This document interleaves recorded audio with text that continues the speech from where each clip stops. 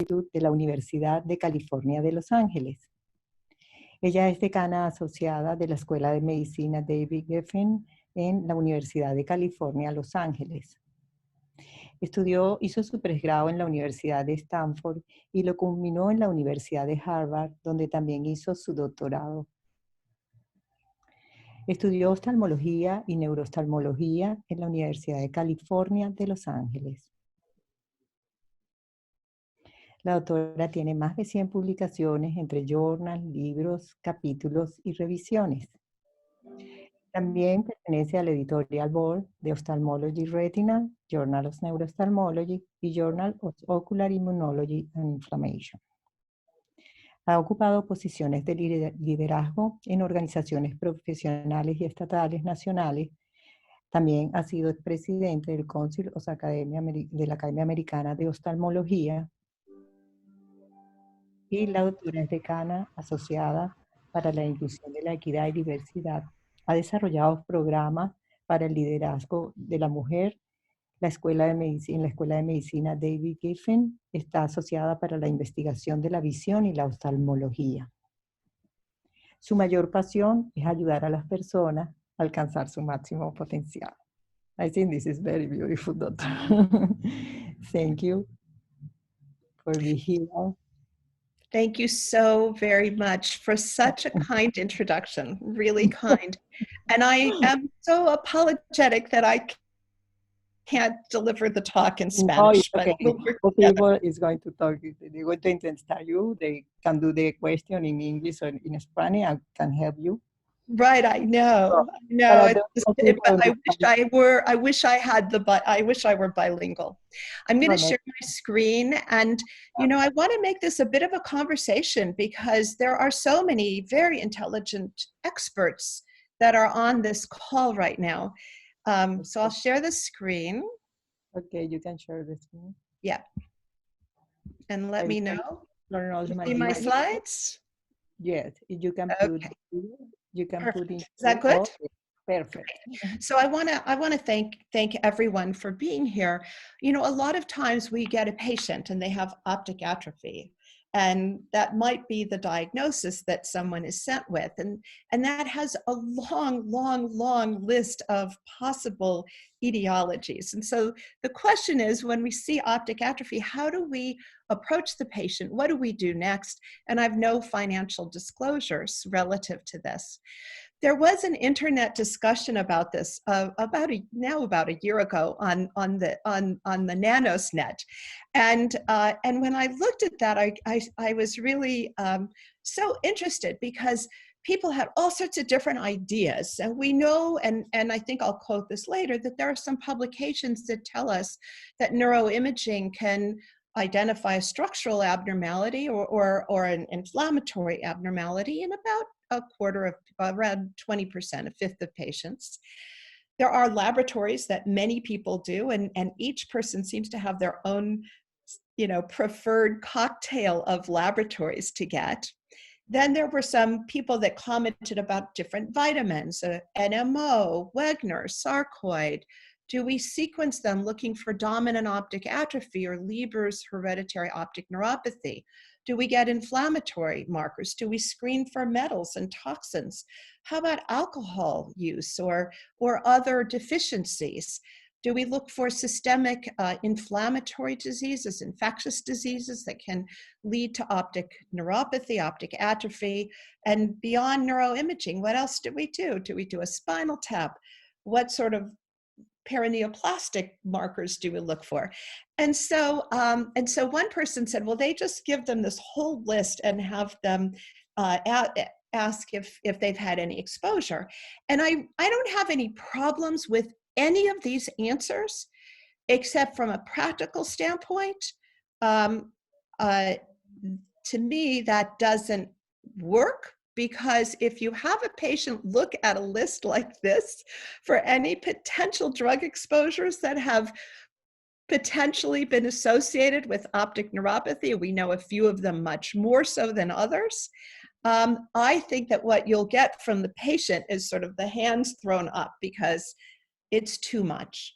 And so what I really like to advocate for with our trainees is to do what we do best, what we've been trained to do from our first day in medical school. We talk to the patient. We need to get an appropriate history. We need to find out their family history, what medications they use, what sort of work do they do. That will give you a better sense of potentially toxic exposures. What's their prior medical history? And then we evaluate them. You know, what makes sense to test? That's really what's important is what makes sense to test with these patients. And so there was this nice study done by Andy Lee, who's an outstanding speaker, Mike Wall, Randy Carden, Carl Golnick, just amazing colleagues in neuroophthalmology. And this was done a while ago, but they had about 100 patients, adult patients that had isolated optic atrophy. They did neuroimaging, and they said, well, for these 100 patients, what illuminated an underlying etiology for the optic neuropathy, optic atrophy? And about 20% had compressive lesions. So when I first asked, you know, what do you do for everybody? I would say we do want to get neuroimaging for everybody if we can. What they found in their series was that there were few individuals that had syphilis, vitamin B12 deficiency, folate deficiency, vasculitis, sarcoidosis, or heavy metal toxicity. But even though there was low yield in that patient population, I will tell you that over the course of my career, I've seen patients with each of these as a cause of optic atrophy. So just because it's low yield in large, studies of patients doesn't mean that it's no yield. And so the appropriate clinical setting or history really needs to dictate your evaluation. And obviously you always want to follow the patient because you want to know, is this something that's static and unchanging, or is this something getting worse? And if it's getting worse, is there any way that we can intervene and allow them to recover some vision?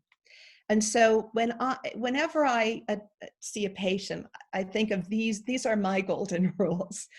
Number one, what if I miss it today can lead to either permanent morbidity or mortality? Because those issues, I'm going to want to figure out, what testing do I need to do today? And what results do I need to look at today? What's your differential diagnosis? And then how do you proceed with the evaluation and management in a structured way? What's potentially treatable? What's the urgency of the evaluation? Do you have hours? Do you have days? Or do you have weeks? And so what I want to do today is just look at a number of cases and talk through them. And please feel free to ask questions. Comment, let me know what your thoughts are. And Emily can be the conduit because I can't see necessarily whose hand is up or who's asking a question. So really, when I think of optic atrophy, I think, well, what's that broad differential diagnosis of optic atrophy? Well, did someone look and see a funny looking nerve that was not actual atrophy, but was optic hypoplasia? Was it an abnormal disc from the time they were born? Is there something structural there? Idiopathic to me means, I or the world hasn't been smart enough to figure it out. And for all of us that are on this call, we know it's it's really unsatisfying as a diagnosis. Could it be hereditary, in particular Leber's hereditary optic neuropathy, dominant optic atrophy, syndromic, hereditary genetic diseases that are commonly associated with optic atrophy and nobody ever looked? Is it toxic or metabolic? What medications are they taking? Could there be a vitamin deficiency? And especially in the United States where bariatric surgery is done pretty frequently in certain communities, vitamin deficiencies from nutritional deficiencies in that setting are pretty common. And we've seen patients present with vitamin A deficiency, certainly very common, that often causes retinal problems as well as corneal changes, but also vitamin B12 or folate and absorption deficiencies. How about alcohol? I've had many patients over my career, including one just in the past year, who presented with really profound vision loss, and we were able to get some of it back when, in this case, she stopped drinking. I'm afraid that potentially during the stress of the coronavirus and job issues, I'm a little worried about her right now. Could it be inflammatory or infectious? And, you know, I always think about syphilis. We were told syphilis can do anything and look like anything. It's a little bit like sarcoidosis and tuberculosis as well. Could it be immune mediated? For example, a neuromyelitis optica patient that presents with optic atrophy long after they had the acute disease? Or could it be secondary, like a paraneoplastic process? 4% de los casos, ustedes saben que la incidencia del melanoma está. What was that? Yes, no, continue, sorry. Okay, great.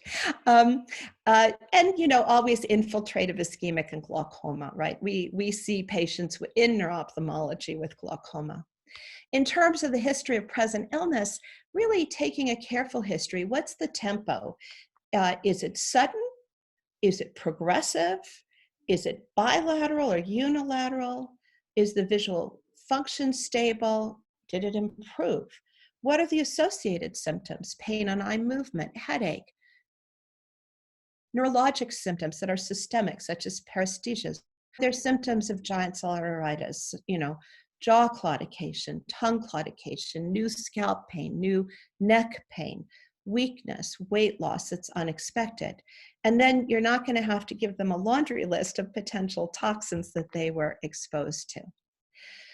When we think about a careful past medical history, I really want to know, did they ever have cancer? Were they ever diagnosed with cancer? How about infectious diseases such as HIV?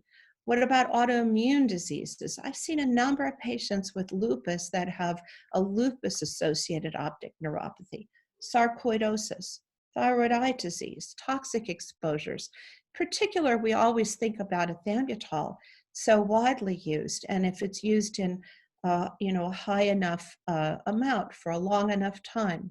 Use of alcohol, and when I say real use of alcohol, what I've found over my career is you ask a patient, well, I'll give you an instructive. Years ago, I had a patient and I said, well, you know, do you drink?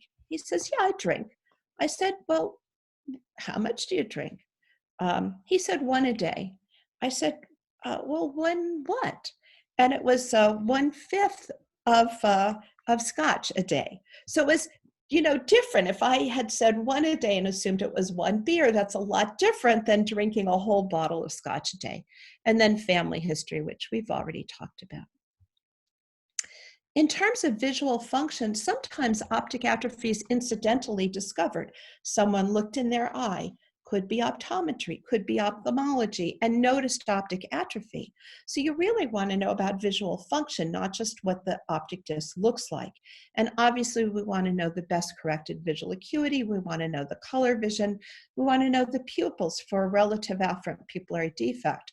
And sometimes when you're worried about, is this, you know, optic nerve or retina, ERG and can be helpful, and OCT can be helpful.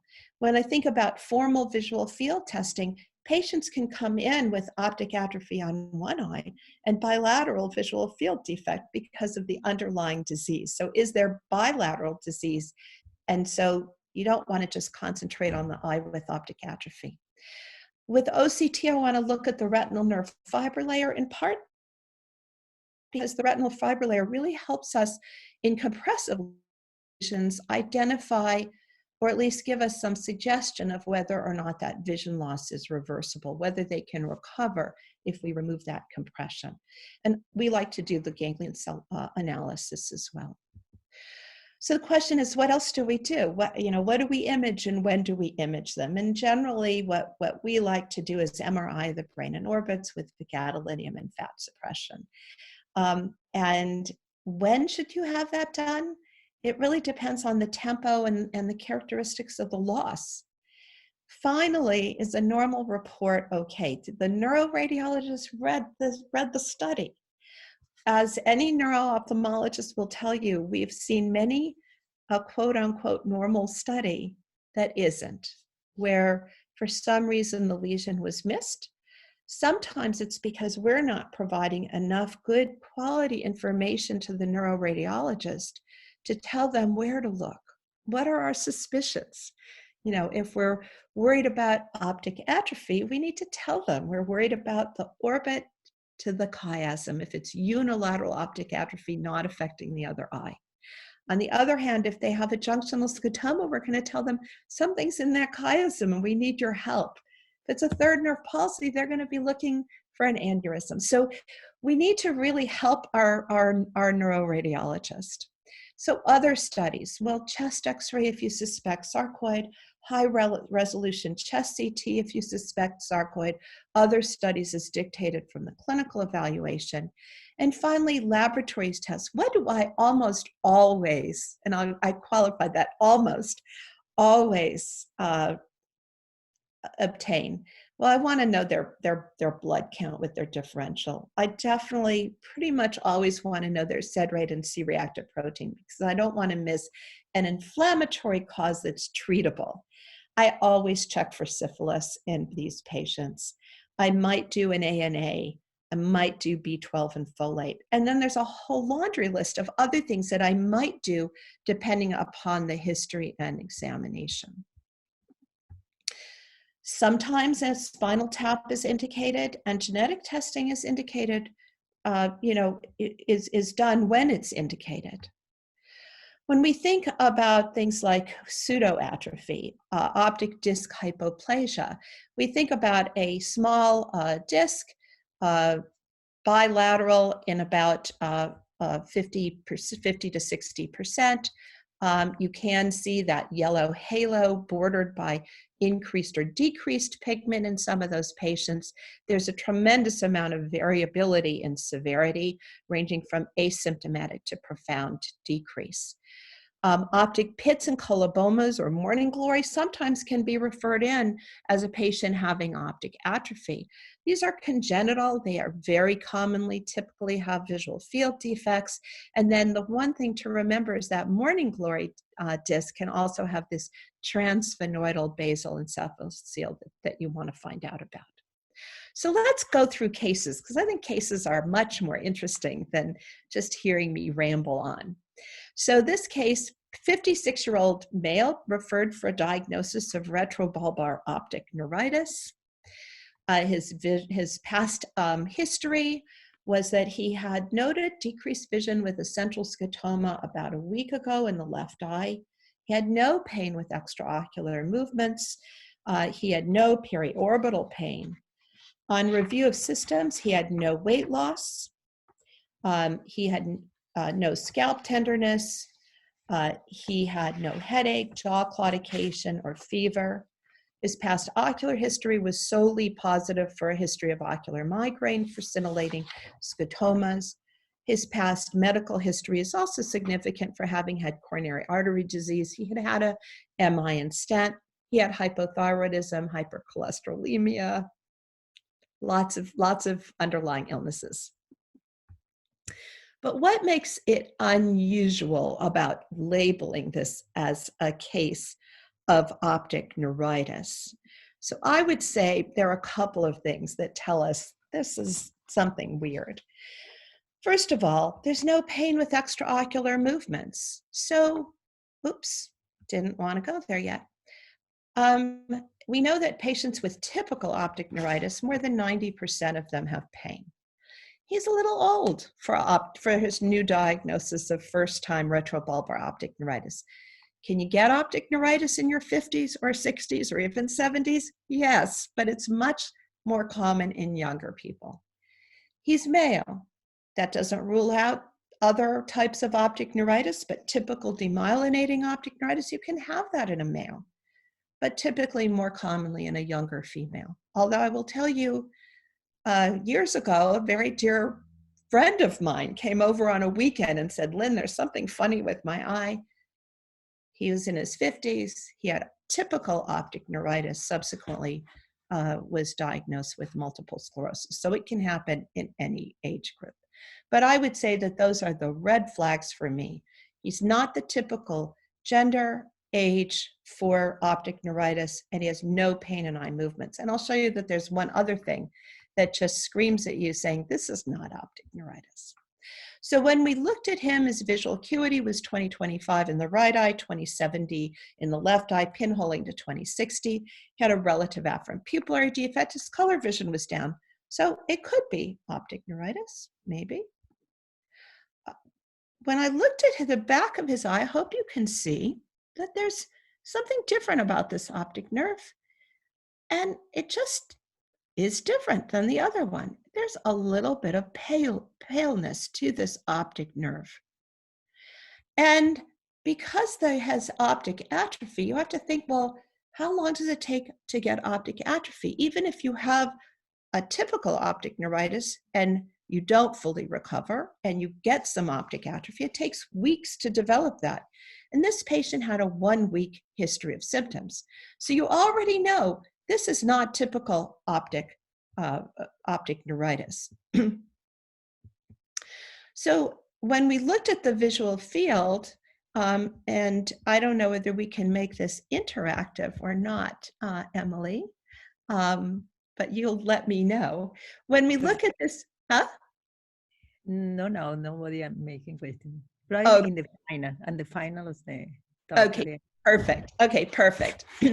So this is his left eye, and he's got some diffuse abnormality in his visual field. You can see his fovea is down, but it's not down terribly. But what caught my eye should catch all of your eyes. What's going on here? So this would fall into a junctional scotoma, right?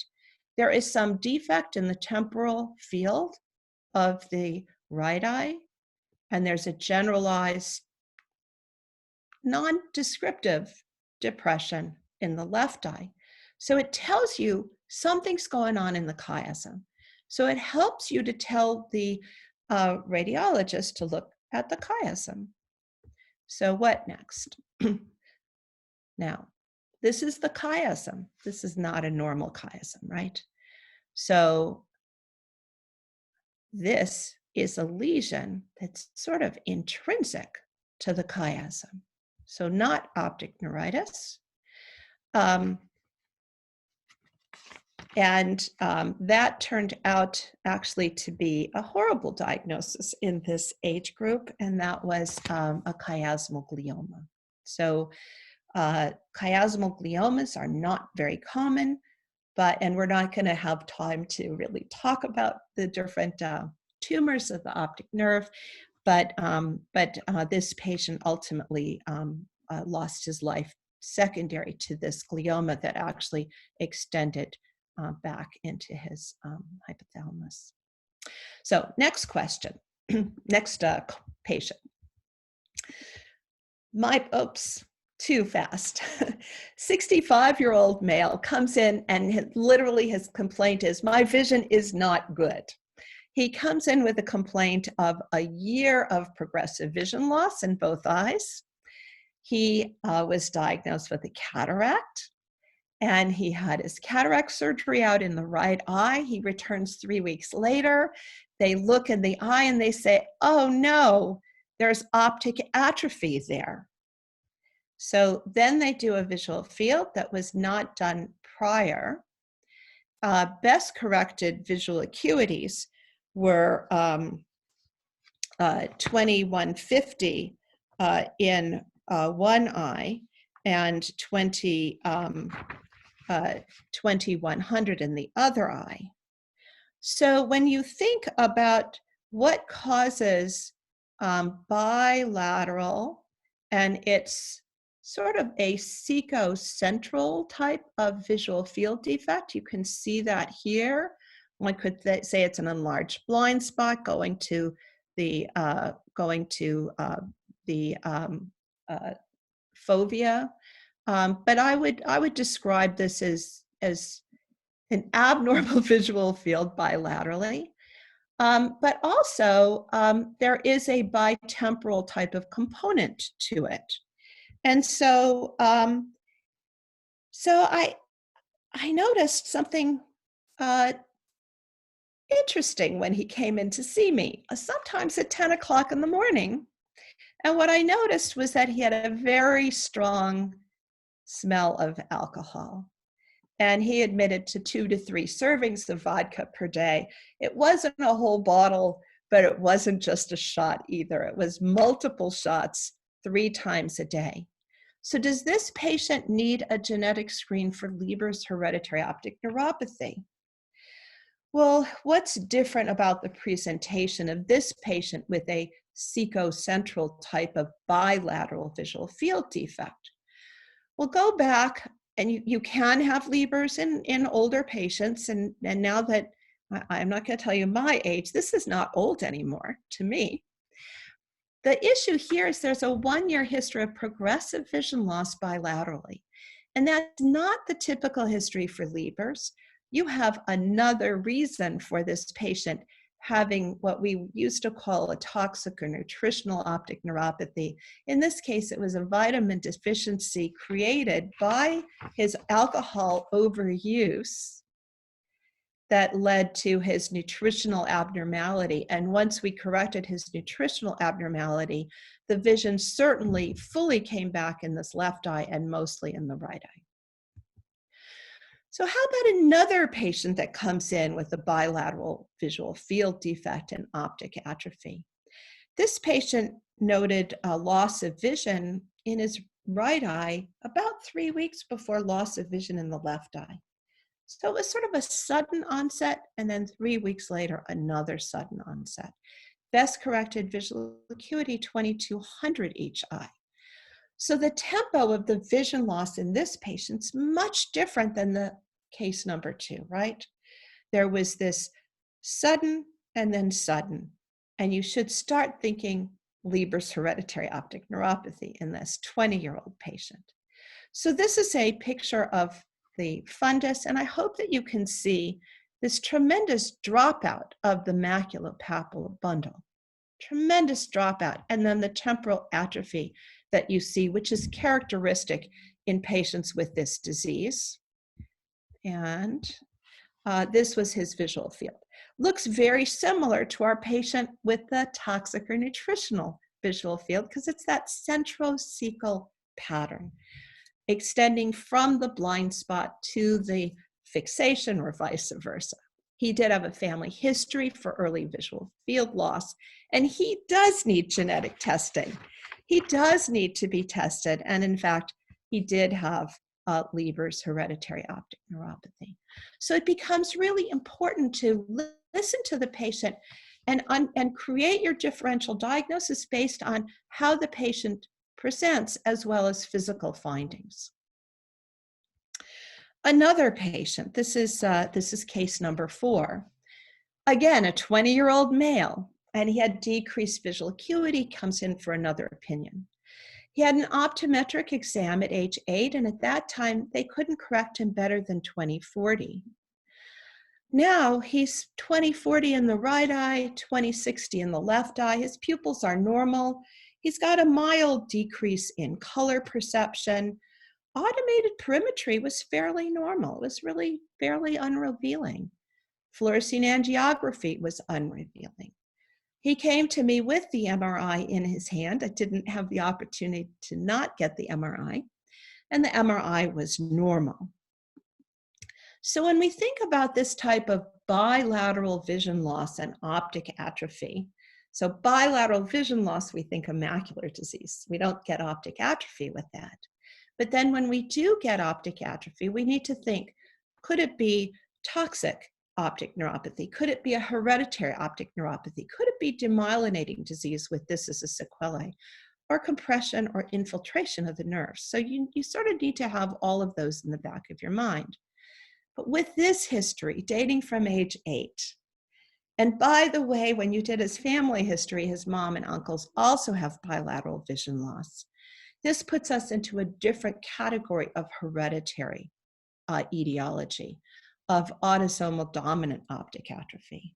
So these patients typically will have an insidious childhood onset, a moderate decrease in acuity. They tend not to be 2200 or worse. They tend to be in this 2480, maybe a little bit worse. If you get color vision abnormalities, you really need to look carefully. You need to look for this blue-yellow dyschromatopsia.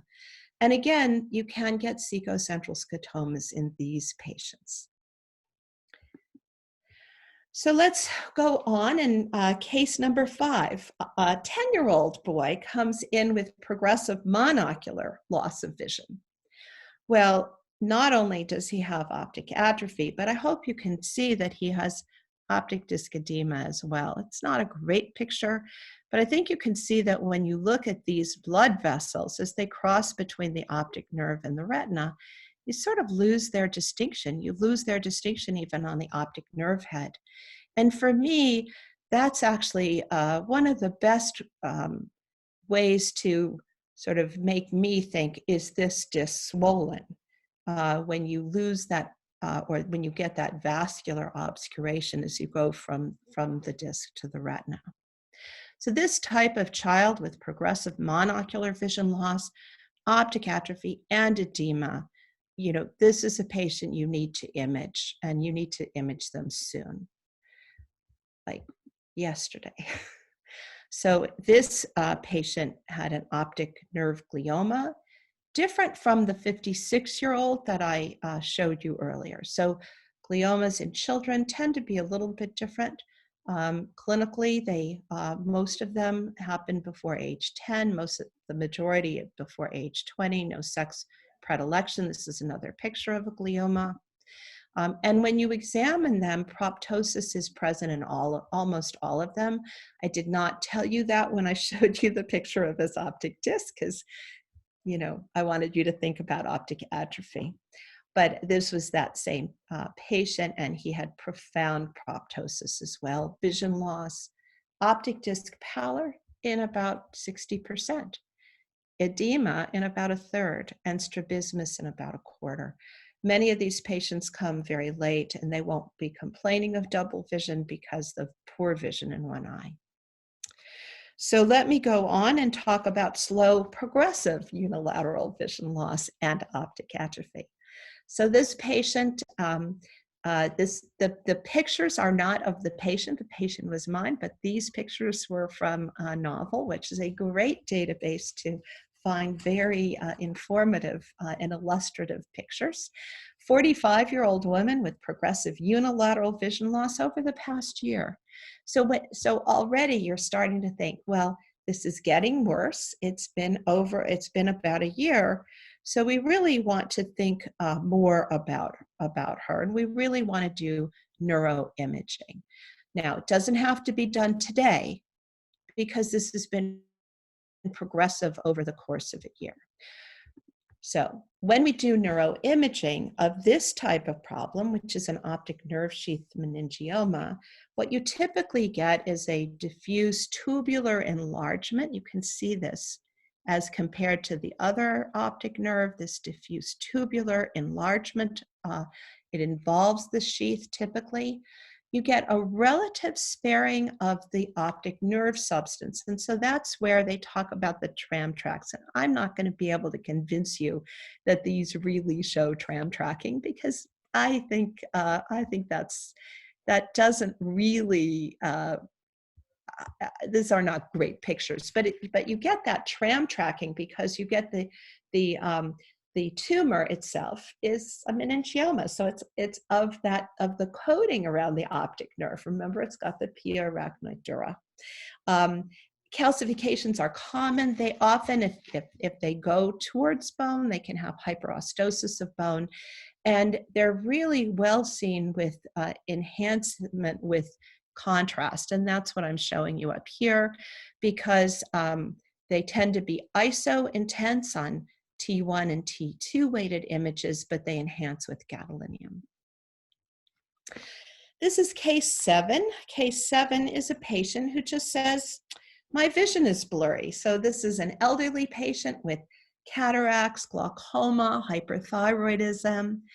Best corrected vision is around 20/50 in the right eye, 2100 in the left eye, but she needs to look slightly down in the left eye to be able to see.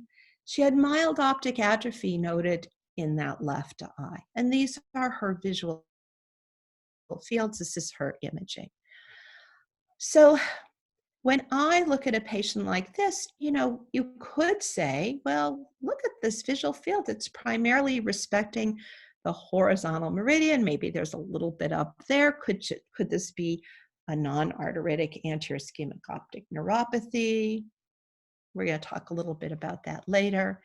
But what I want to show you is that, this patient has thyroid disease. She's got hyperthyroidism. She's got lid retraction. And when I ask her to look up, her eyes barely move. And so you should have a fairly significant differential diagnosis. But one of them has to be compressive optic neuropathy, asymmetric, affecting one eye worse than the other. And I think I have these, I think I had some of this reversed, but at any rate, what you can see is that, oops, I went too quickly. So when you image her, this is mid-orbit. This isn't even in the orbital apex. And I'm sorry, I flipped the visual fields because this is her left eye, this is her right eye. And you can imagine that as you go more posteriorly to the back, to the real orbital apex, where that optic nerve is getting just squeezed by those large muscles. So this patient had compressive optic neuropathy from thyroid eye disease, and she underwent therapy and had dramatic improvement in her vision following therapy. Okay, this patient, her complaint is that she's bumping into doorways. And when you look at her, she's got optic atrophy. This is her visual field. So when you look at this visual field, you say, wow, she's bumping into doorways because she's got compression at the level of the chiasm. Again, you have a bitemporal visual field defect. There's a little bit more than bitemporal, but the gist of this is bitemporal. And you might want to go and you might want to then get an imaging study and see, what's there causing that bitemporal visual field defect. So let me show you her scan. And this is her scan. And she has an enormous tumor. And this is causing chiasmal compression, but causing a lot of other problems as well. And she needs to be evaluated by our neurosurgical colleagues really, with soon, because we want to see whether we can preserve or regain her vision. Okay. I'm going to show you another patient. This is a patient who basically said, my vision isn't right. 41-year-old, visual acuities 20/20 and 20/40. But when you look at her, she had a relative afferent pupillary defect and optic atrophy in the left eye. When we did a formal visual field, she had unilateral loss of vision that wasn't pathognomonic for anything. It was sort of diffuse. So what would you do next? Well, we certainly want to ask her some more questions, and I would say we still need a scan. So her past medical history was significant for hot flashes and amenorrhea. Her MRI is shown. This is her chiasm. This does not look like a normal chiasm, right? So the MRI, the formal read was the differential included the following: lymphoma, sarcoidosis, tuberculosis, hypophysitis, and on. So what do you do next? This, we knew there was going to be something there, but now what are we going to do to make another diagnosis?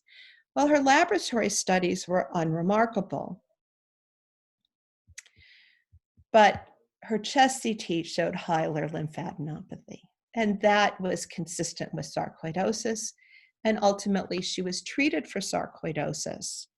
Now, she presented with that dramatic visual field change that she actually recovered significantly. She did not recover fully, but she recovered significantly, and she recovered to 20/20 central visual acuity with still a little bit of a relative afferent pupillary defect, but not a very strong relative afferent pupillary defect. So another case, case 10, I woke up and could not see. So this is a patient, 79-year-old male, who complained of bilateral vision loss. And obviously, I think you can see that there's optic atrophy here. He had a history of chronic myelogenous leukemia. His white count was 44. And the hematologist note said, it's not his leukemia. His leukemia is not causing this acute loss of vision. His hemoglobin is okay. His platelet count is okay.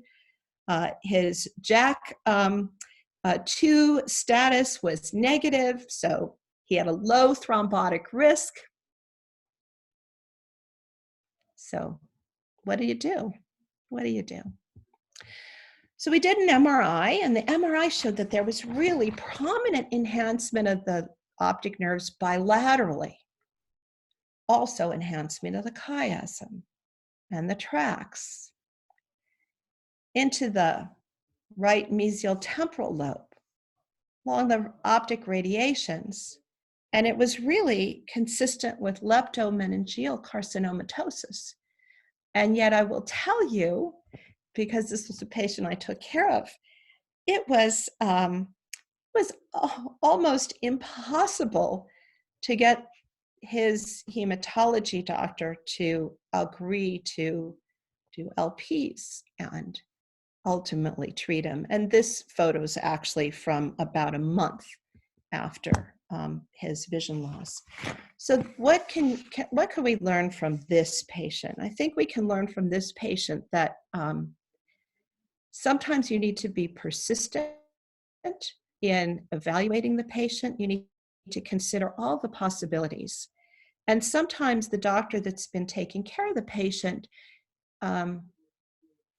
isn't always the final stop for where you need to go to get additional opinions about what could be causing this. And so in his case, I received a lot of help from the neuroradiologist. Neuroradiologists have got to be your best friends along with neurosurgeons because and head and neck, because oftentimes we make diagnoses of patients that, I gave a talk to some graduating medical students yesterday, and I said, we're all taking care of patients in a fairly small geographic area, and we all have our area of expertise, and we need to be able to work all together to do the best for our patients, to take care of our patients in the best possible way. So sometimes having those relationships with your colleagues are really critical, both to getting patients in to be seen quickly, and also if you have multiple doctors taking care of complicated patients, sometimes it needs a few doctors talking in a group to discuss what the differential is and how best to take care of a patient. So now the last case I'm going to show you is going to be a longer case. So this is the longest case. This is case number 11. Case number 11 is a patient who came in saying, I'm pregnant and I'm losing my vision. I don't know about everybody who's on this call, but whenever anybody says that, I'm pregnant, am I losing my vision? My heart rate goes up, I start faster, because I know we need to make some tough decisions, both about evaluation and management. So she's 36, she's 16 weeks pregnant. She has 4 sons. This is a patient we took care of just in the fall of 2019. All of her prior pregnancies were absolutely normal. She is obese, significantly obese. So when you walk into a room like that What are you thinking? What's the differential diagnosis? What are your goals for this patient? What questions would you ask, and what are the critical parts of the examination for this patient? And before we go on to the examination, you know, I think it's totally reasonable to get that history. I'm going to give you a little bit more history in a few minutes. You knew that that was coming. But when I'm thinking about a pregnant, obese patient, the first thing that will come to my mind is, you know, does she have idiopathic intracranial hypertension and secondary loss of vision from that? But this is an optic atrophy talk, so you know that that's not going to be it. But that would be the first thing that came to mind. So let's go a little bit further. So this is her examination. She's 20/20 in the right eye, 20/40 in the left eye. Pinhole, no improvement. Ishiharas are great. Her color vision is fine. She does have a 1+ relative afferent pupillary defect, a little bit of a cortical cataract. Her motility is normal. And her fundus has trace temporal pallor. Well, that didn't help you much, did it? Didn't help you much. So what do you do now? Well, I always like visual fields. You know that. I always like visual fields. So this is her visual field. So number one, you can say, well, great. You know, the right eye is good. The right eye is fine. It looks absolutely normal.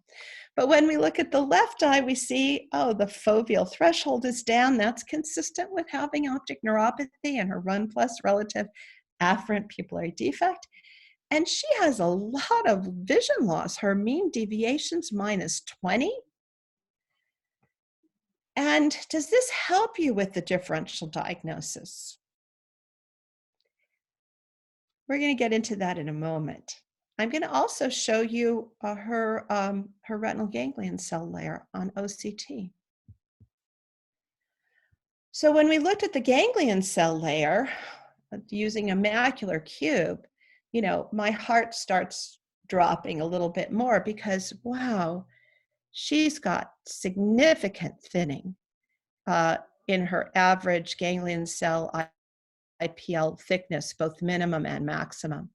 And this is very different than the other side. And so now I'm sweating a little bit.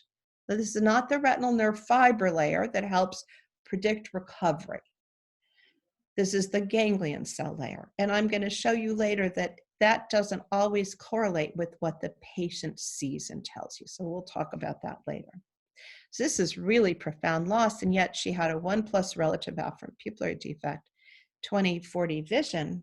So you start thinking, you know, wow, could this be something reversible here? And so, you know, what's the differential diagnosis now? Well, I will tell you a little bit more of the history, which I didn't give you before, sort of on purpose, because I want you to think these through with me.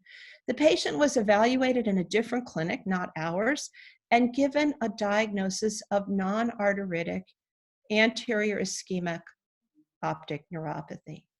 She was sent to her obstetrician gynecologist for evaluation of a possible hypercoagulable syndrome. So what do you think about NA-AION as a diagnosis? What doesn't fit here? So I'm going to go back a couple slides.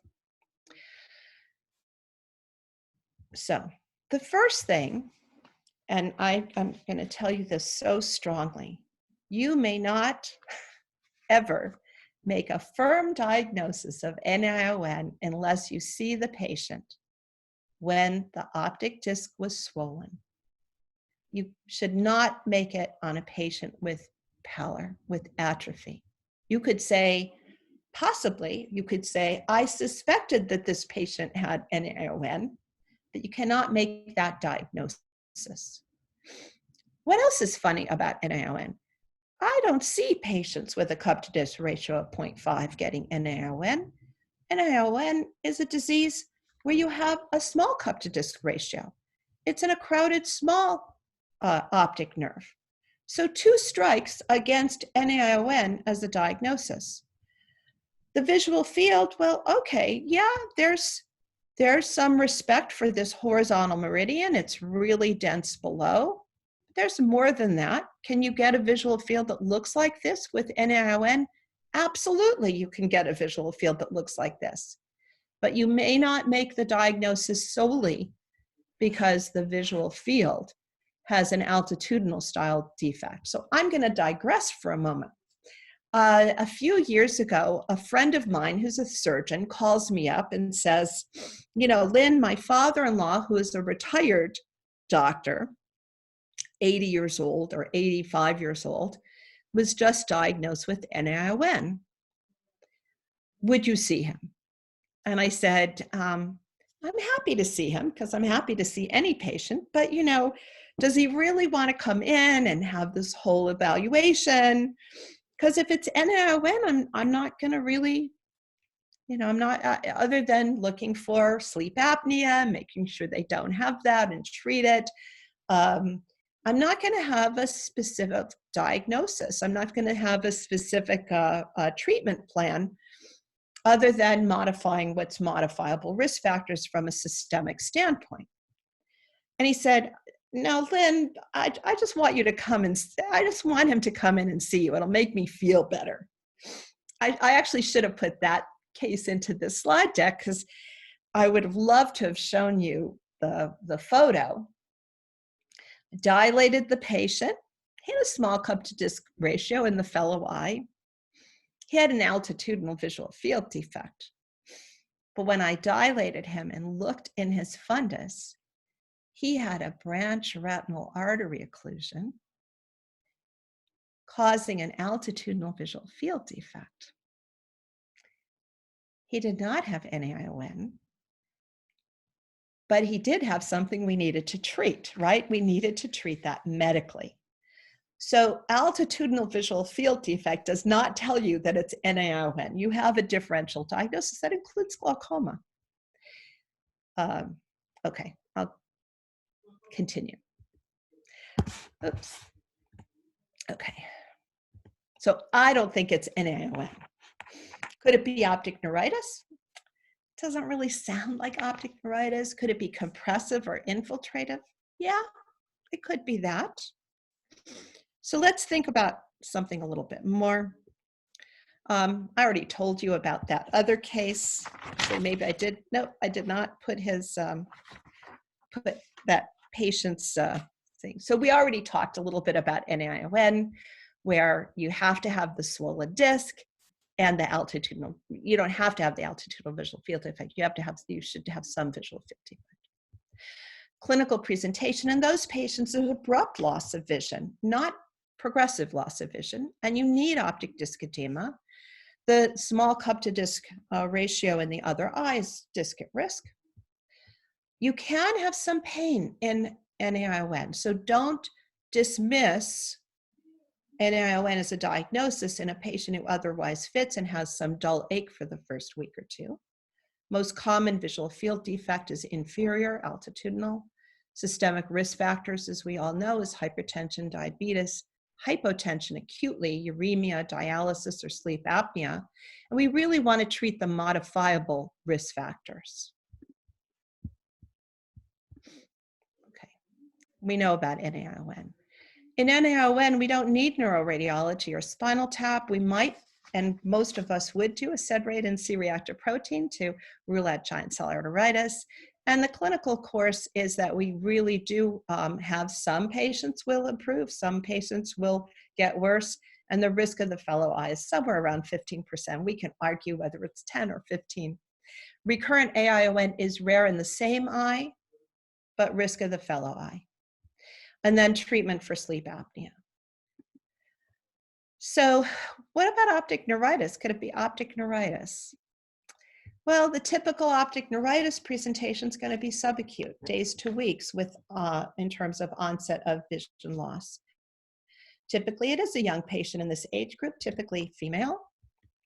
Pain's a hallmark, as we talked about earlier, in about 92%. Pain can precede the vision loss, but can last for days, and it does not correlate with visual outcome or clinical course. Visual acuity can range from just about anything, and about 90% will recover.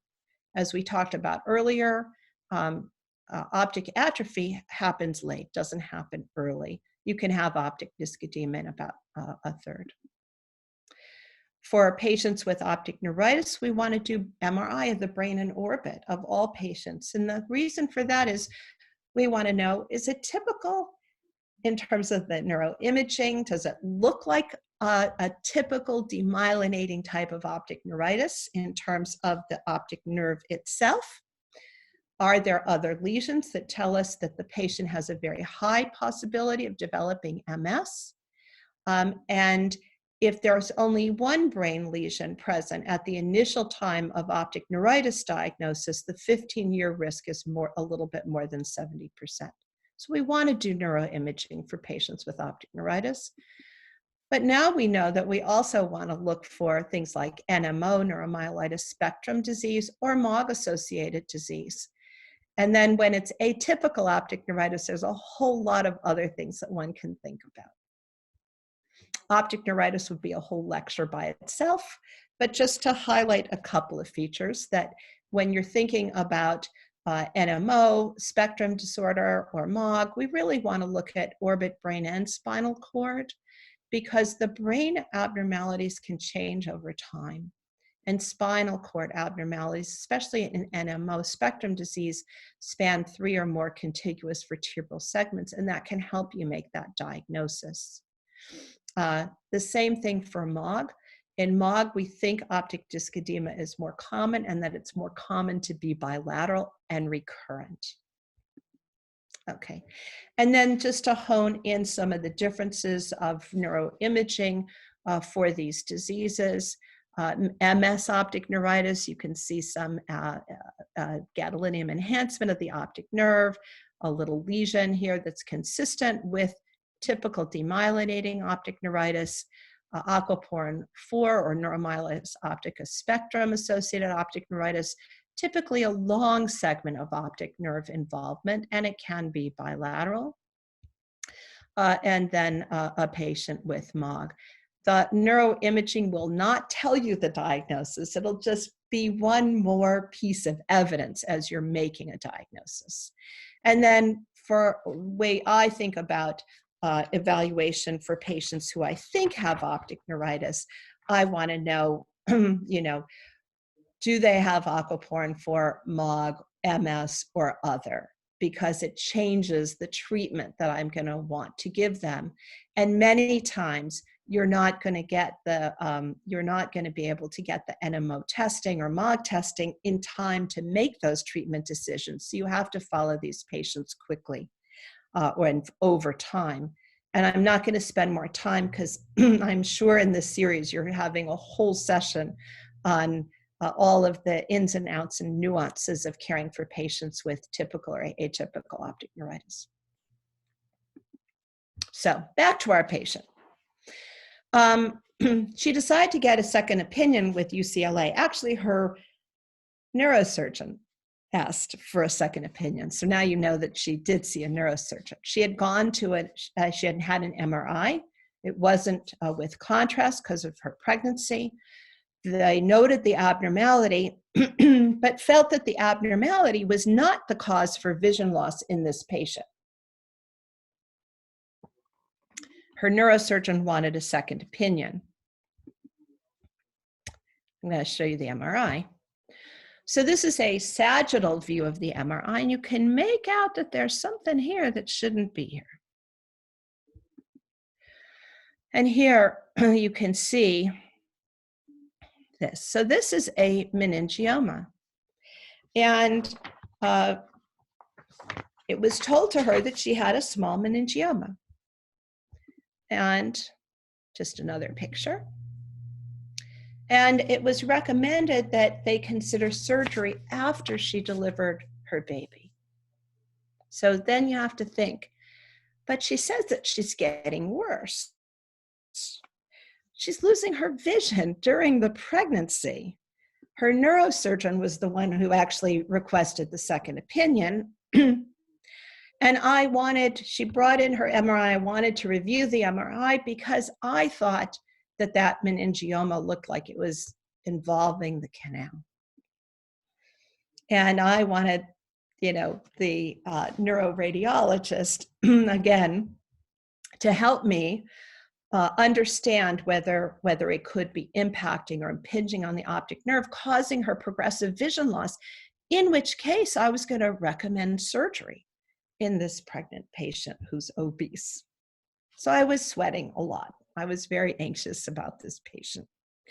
So I said, come back in 2 weeks, because she told me she's losing her vision, but I don't have any evidence that she's losing her vision. And at that point, I didn't have her prior records because she didn't, she felt awkward about asking for them. So she came back 2 weeks later. Her visual acuity was still 20/40, but now she's losing her color vision and she's got a bigger relative afferent pupillary defect. So now I felt like she had a decision to make. And I will tell you that the type of decision making took a few hours of my time with her husband, with the neurosurgeon, because it's a tough decision to undergo neurosurgery during your pregnancy, especially for a tumor that's involving the canal, because we know that surgery in that region could make her vision better, could make her vision worse, right? If you don't decompress that optic nerve, but you have some complication at the time of surgery, you could have a problem with your vision. You could have a problem with your life. You could have a problem with the pregnancy. So a really, really, really tough decision. But ultimately, she decided to undergo her surgery. She underwent a bifrontal craniotomy, tumor resection, and the surgeon felt that it was complete tumor resection. Now, I saw her again over time, and she wound up coming back 5 months later for all of her evaluations. And at this time, we did retinal nerve fiber layer, which you can see is down in the left eye. But it is above 70. It's close. I can't read the number here, but it's above 70. And so when we think about patients with compressive optic neuropathies, you know, below 70, it gets to be a little bit dicey to think about recovery. Some people can, but how was her vision 5 months later? Now she came in bringing her baby, and her vision fully recovered despite loss of retinal nerve fiber layer. She had no relative afferent pupillary defect. Slit lamp exam was unchanged. Fundus showed a little bit of optic atrophy consistent with this loss of retinal nerve fiber layer. This was her visual field. Remember her pre-op visual field? So in fact, this patient was a compressive optic neuropathy. So what does this tell us? Well, remember her horrible retinal ganglion cell layer earlier? So retinal ganglion cell measurements, that one that I showed you earlier in her case discussion, doesn't always correlate with vision and return of visual function. Number two, you can't diagnose NA-AION in a patient with optic atrophy unless they were evaluated during the onset and you saw optic disc edema. And finally, patients can recover good vision in compressive optic neuropathy. And I will tell you, as a 36-year-old woman with now 5 children, she was so very grateful. And remember, it could have gone a different way. So, you know, I called her neurosurgery happened during the American Academy of Ophthalmology meeting this year. And I called the neurosurgeon during the meeting because I wanted to know how the surgery went and how she was post-op. But ultimately, I think this is a real save. For the rest of her life, she will have good vision. So what are the take-home messages when I've given you sort of a fast tour of lots of patients that had optic atrophy in association with vision loss? Is that really one size does not fit all, and I don't have a full checklist of all the things one needs to think about or ask as you're encountering the patient. but I would start with that history. Is it unilateral or bilateral? What's the visual field? What does the retinal nerve fiber layer look like? What's the ganglion cell analysis look like on OCT? What are the associated signs or symptoms that can help direct you to doing a targeted evaluation? What's the past medical history or a family history of vision loss? If so, learn the details. Determine the next steps based on all of the possible information, and you'll define a targeted and appropriate evaluation that will lead to the diagnosis. I want to thank you so much. This is Stein Eye Institute. So this was the very first building. We have 3 buildings. This is the Jules Stein building. This is the Doris Stein building. That was the second one. And then this is the Wasserman building. The whole building does not belong to ophthalmology, but there's operating rooms in the basement, and then several floors that do belong to ophthalmology.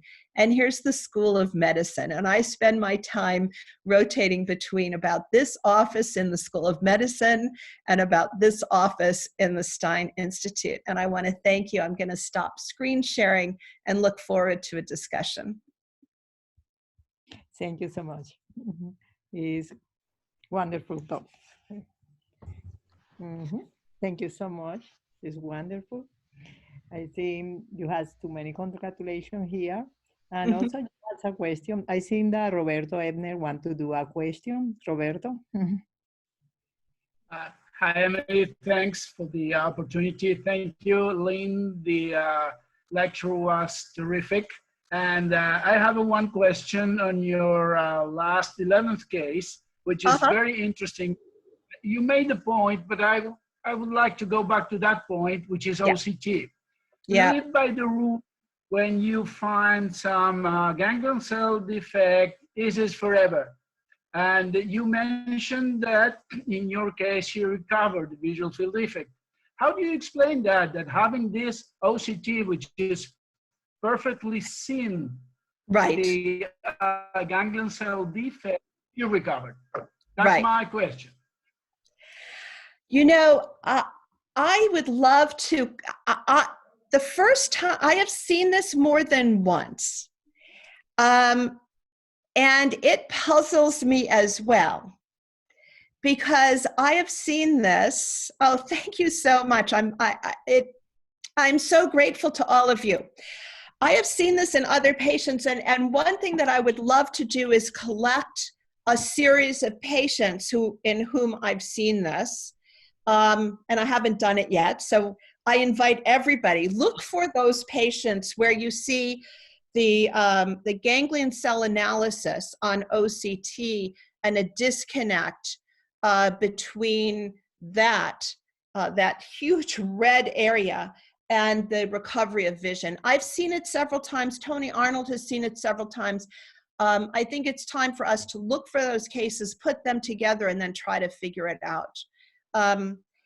I think it just tells us that thinning, because that tells us the thickness, right, of the retinal ganglion cell layer with the inner plexiform layer.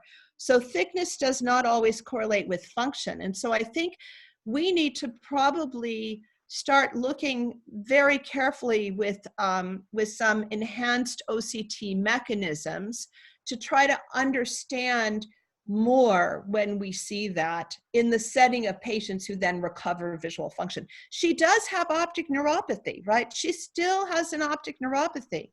She has optic atrophy, but her function, her function was better. I think it's a mystery. I would love your hypothesis. Okay. No, I've been looking for your next paper on that. Okay. Let's put it together. Thank you, Robert. You have another question. Excellent conference, Dr. Gordon. Thank you. Sometimes the neurosurgery had patients with pseudotumor cerebri, and in a few cases, optic atrophy may be visible. How could you differentiate an optic atrophy of a chronic pseudotumor cerebri from an optic atrophy of another etiology? Yeah, I think that's particularly hard. We see optic atrophy even in patients with swelling of the optic disc, right? So, and we know that once you've lost enough fibers, you're not necessarily going to get swelling. Mhm. So, so I think in some cases that can be incredibly challenging, especially in patients with pseudotumor cerebri. If early on in vision loss with pseudotumor cerebri, they often have a visual field defect that looks a lot like glaucoma. They often have, you know, this peripheral arcuate defects like you have in glaucoma. But late on, you can actually, you know, we all have seen, unfortunately, you can wipe out the visual field. So I think that you need to, I think that we've had a recent patient of Laura Bonelli has had a recent patient where there was a similar issue. However, in that case, the patient's visual function got better after the pressure was lowered. And so you have to look at the patient in the same way. I think you do the visual fields, you have to do the nerve fiber layer evaluation. Sometimes they'll look atrophic, but they're still going to be swelling. So you can still see some swelling. What do you think, Emily? Well, I think in order to make the difference, as she asked about optic atrophy, I think in intracranial hypertension, the fundus of the eye, almost of the visual field as you explained, I see the fundus of the eye of the patient with optic atrophy for papilledema, they has more glial reaction. Yeah. It has more, they look a little different to the other, and the pattern of the visual field loss is different, it's more general. Yeah, I think you're right. There was a question about blue-yellow dyschromatopsia. Yes. You know, I think doing a 100 hue test or really very formal, detailed color vision tests for me is the way that I like to do that, because many of the other little tests that we do or the small tests don't really differentiate that as well. But You had another question in Spanish. Let me translate. It says, in case of optic atrophy, what treatment do you use? What do you think about the stem cells? Oh, Water? I'm hopeful that at some point we will have stem cell therapy. Okay. We don't right now. Okay. I have not seen evidence for stem cell therapy working. I'm really hopeful that we will. But remember, so if you're trying to replace retinal ganglion cells, if in order to get therapy to work or optic nerve regeneration to work, you know, you have to have the cells, you have to get the axons, and those axons that start off in the eye need to go all the way to the lateral geniculate, right?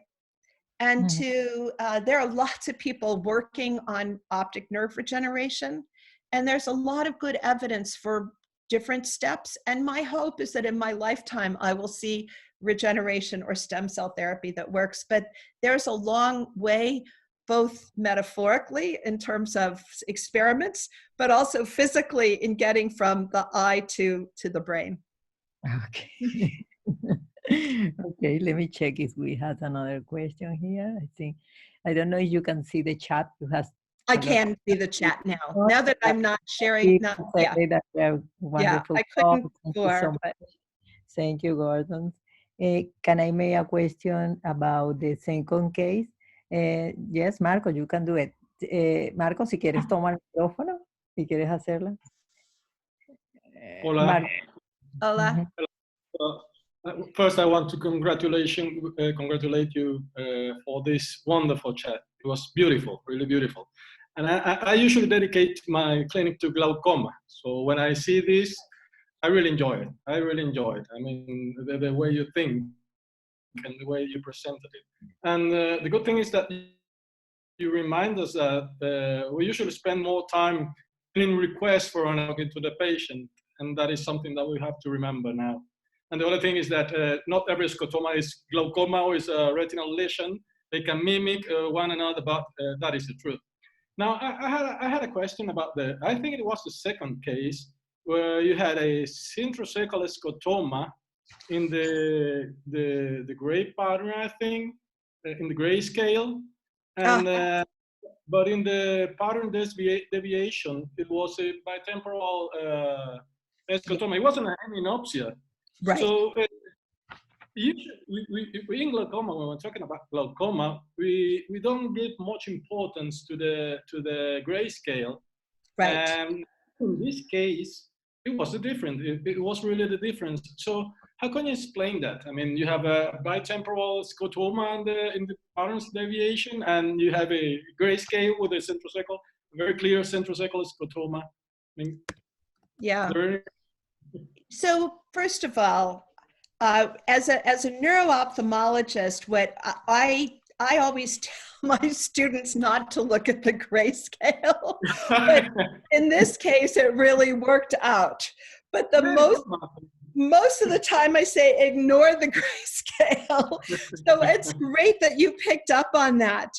So what I tend to do, usually, I can't explain that particular case, except he just was so far, I mean, he had just lost a lot of optic nerve function at that point. I can't remember the final diagnosis. Was it a toxic? I think wasn't that the one was alcoholic? That one, yeah. Yeah, I think it was the alcoholic, and that was the most extensive loss that I've seen from nutritional. What I tell people is to look at the pattern deviation, but for my glaucoma colleagues and neuro-ophthalmology, I say look at pattern and total, because remember, the pattern allows us to change sort of the floor, what's normal, to account for people with diffuse loss from cataract, for example, or some diffuse depression, right? And so sometimes that actually can hide neuro-ophthalmic causes of visual field loss. So I've seen some patients where the pattern deviation is normal, but the total deviation is diffusely depressed from their neuro-ophthalmic optic neuropathy. Okay. So what I tell our residents, because a lot of our residents really just look, not just, but primarily concentrate on pattern, is that you have to look at both, and then you have to look at the numbers. I like to see the numbers. That's true. That's true. Because what I thought is that maybe it implies that it doesn't mean there is the rest of the sensibility was not reduced, but it wasn't reduced enough to have an effect on the grayscale. It's still in the normal values. Yeah. But when you compare to the rest of the numbers of the sensibility of the retina, that is why it appears on the pattern deviation. I mean, even though maybe if you let it go, I mean, in time, it will decrease. It will also affect the grayscale. Maybe, I don't know. Yeah, good, very good point. As I said, any one of you could have given this talk because you're all so smart. No, I don't think so. I do. You have another question. Who are doing the best research in neuroregeneration at that moment? Yeah. I think there's a lot of places that are doing really excellent work on neuroregeneration. I think it sort of depends on where in the pathway. So there's a person by the name of, it's Grakowski. I have to think about the name at USC, who is doing a lot of experimental work on, that's very interesting. She presented her work at Nanos. There's also a lot going on at Stanford, Stanford University. The chair of the department has done a lot with trying to look at that. There's a number of different sites, but those are the first two that come to mind. Okay, thank you. Well, I see we don't have more questions. You have a lot. Congratulations here. Many thank you. Great talk. It's great to see you. I miss you. And And I just want everybody to stay healthy, for their families to stay healthy, and to see you hopefully at some future Pan American conference or the American Academy of Ophthalmology or NANOS. Thank you, doctor. Thank you for teaching us. Thank you, doctor. Thank you you. so much. Thank you. Okay. Be Okay. well. See you soon. Bye. Bye. Bye. Gracias a todos y a la doctora por acompañarnos. Fue un honor tenerla hoy acá con nosotros. La otra semana les estaré enviando el link para las próximas presentaciones. Hasta luego. Bye. Bye.